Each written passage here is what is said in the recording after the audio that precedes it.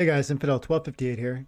I want to share with you a clip from a recent live event with me and Jim, and we're talking about two development updates from Splinterlands. One, around the release of land and when that will actually happen, and two, the growing team development, the new hires, and the exponential rate that that's going to allow release of new product for Splinterlands.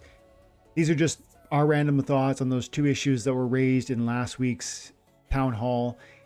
If that's interesting, stick around, stay tuned. Before we get into it, my name is Dwayne Cunningham. I go by Infidel 1258.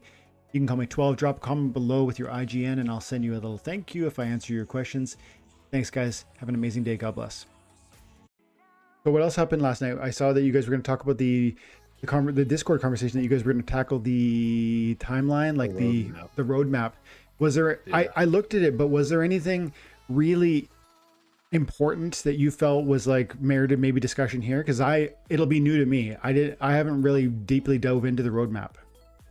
So the one big thing that the big thing I think that really affected the market was the release of what's going on with land. Because, you know, we think about it, last week you could get land for about like $350 to $400 range. Mm-hmm. And now land is sitting at around $258. Yeah. So crazy. The fact that we're gonna be able to open the land, I believe it was Q3 of this year. Mm-hmm. We don't know exactly when. It could be the end or middle. But the fact that we won't like really be able to utilize it until the start of next year. Yep.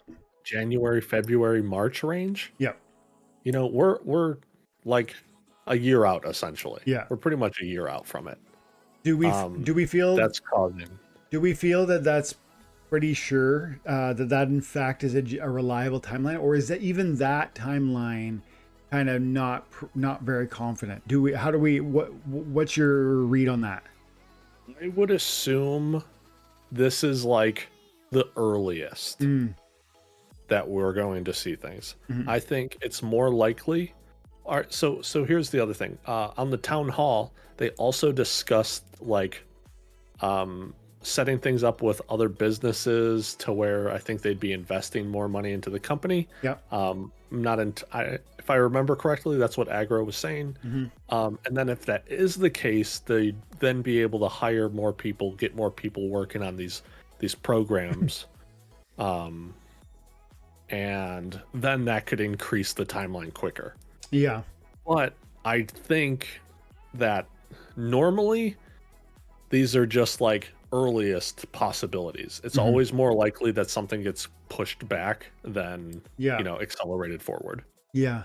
I think that makes sense. And I would also say that it's interesting that, of course, there is, when you get more staff, there's an opportunity to branch into new projects and to grow the speed at which you're executing those new projects. But I also think it's true that there's a degree of you need to ramp up when, like, once you hire 50 new staff, 100 new staff, they don't come on board knowing exactly, like, and Aggie said this, the code is like an encyclopedia. They have to read that. They have to understand it. They need to understand the history. They don't necessarily understand blockchain. Maybe they understand coding, but not, NFT gaming. There's a whole world of other considerations that have to come with just the regular process of growing the company. And so I also wonder, even if they go on another hiring spree, and they've really not stopped, like the hiring has been consistent and regular and ramped up, but everybody needs to learn still what's going on before they can kind of really dive into the project, I would think. Yeah. And I was going to say, I want to say that last we knew, they said that they had 100 people working there, if I remember correctly. Wow. But they also have now separated like some of their game developers into 4 different groups, or just the people who work there into 4 different groups. So we're not too sure on if it's like an even split or something along those lines.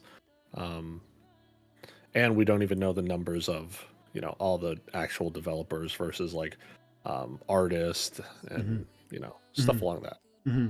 And So even there's so many new departments. It's like tournaments and um like art design, and then yeah, within art design it's like the cell phone look, the desktop look, artwork for the cards, future cards. There's so many angles that need to be explored and fully concurrently grown in this game. It yeah. Ron must be wild.